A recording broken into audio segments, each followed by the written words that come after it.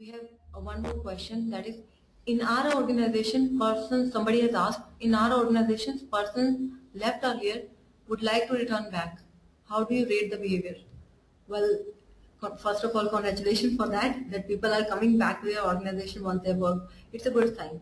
That means the reason for that could be, it's very clear that they moved because of compensation factor or something. Because when they are actually coming back to the organization, it shows that the values or the things on which the organization is working is really good. So it is important to kind of work upon the values or the things or the retention tool that company is using to work upon that. Apart from compensation, yeah, that needs to be adjusted. The employee needs to be, I mean, interviewed definitely. It will a survey kind of it is kind of a survey thing in which you actually, if you hire the employee, if you do not hire the employee, is a separate thing. But definitely you will get to know what was the reason why the employee left. One that was covered in exit interview as well.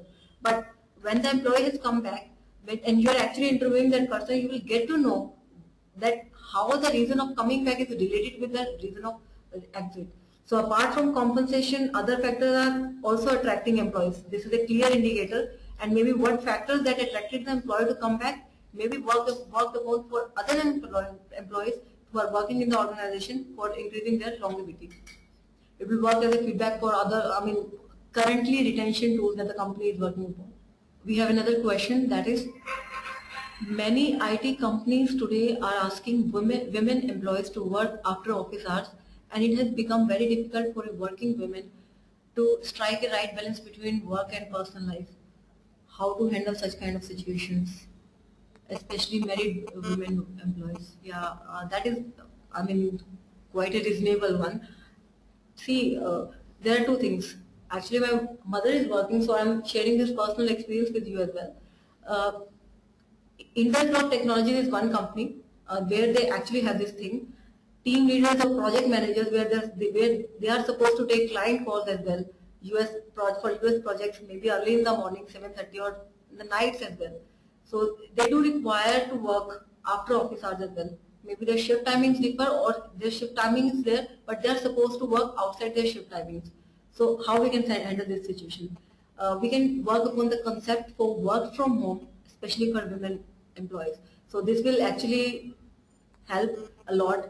They can work from home. Maybe they can manage both things, work as well, the professional front end. They can take calls from home. So that will help in handling this situation as well. If you are required to stretch your working hours beyond your shift timings, late nights and all.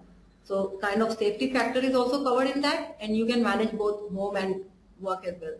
But one factor that needs to be assured in that case is 100% contribution from women employees for this. So that will make it rock.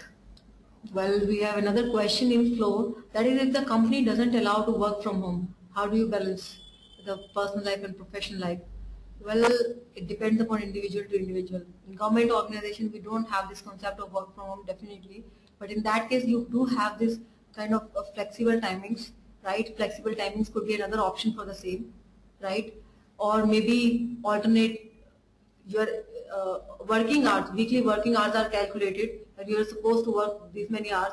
Then maybe once you have worked for 10 more than your shift timing is for, suppose, say 9 hours a day, and you have worked for a project reason, you have worked till 2 a.m. in the morning and something like this. Then maybe you can get an off for next day or something. So maybe this way companies need to adjust. This is a very important thing. I don't see any reason companies are avoiding work from home. I have seen live examples for the same. For example, Intergroup Technologies, I'm sure, I mean, I'm aware of, who allows work from home. They have fixed pattern that for a month, within a month, you can have 1 or 2 or 3 days for work from home, or even in Photon Infotech. There's one company where this concept is definitely there, because I know the reason. So what they do is the flexible timings. If you have worked more than 9 hours a day, they calculate it on hourly basis. Accordingly, you are provided leaves for the same. So maybe comp or something kind of this. This has to be taken care of, because it's entirely your choice. think if you will not take employees along with you, it's gonna create lots of problems for the companies as well. If a woman employee is really efficient, really a perfect manager or really a perfect employee, then slight adjustments company need to do. Maybe they can accommodate this way. They can allow for, if she's working more in 9-hour shift, she's working for 15 hours or something. Maybe another day is off. Maybe work from home for half day or something. So these kind of adjustments can be done. Okay, Saurabh, I guess people, we are running out of time, so we would be taking our last question now. Yeah, that is, the question is, explain qualitative benefits.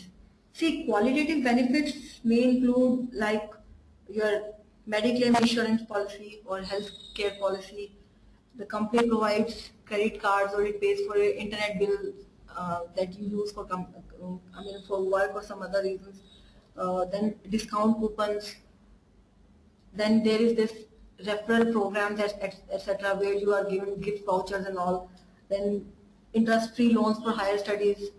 Well, I have one example of PI Industries where they actually, I know they pay for higher studies of their employees. So this is another example. Then performance-based appreciations. If you are a good mentor, good project handling, project is appreciated. So these kind of things are there. Flexible timings is another aspect. If you are working really well, then flexible timings could be another qualitative example. Then birthday gifts from companies or something. Employees leaving the organization, then you are actually a farewell kind of thing. So these kind of things that can actually work. Unique culture, establishing a unique culture is in itself a kind of a qualitative benefit for an employee. So these are the ways you can actually have qualitative. So I guess we are running out of time. So that's it from my side. Thank you so much for attending the webinar. Back to Gunjan. Thank you all for taking out time out of your busy schedules. I know it's a time like you people might be busy, but we really appreciate that you people take out time and participate so actively. And for all those who have missed some slides or missed some part of it, we would be sending you the webinar recording. Plus, you can visit them at our YouTube channel, which is www.youtube.com/employeewise. And for feedback, suggestions on this webinar, you can freely write into me at gunjan.garg@employeewise.com. So we thank you all and would see you next week.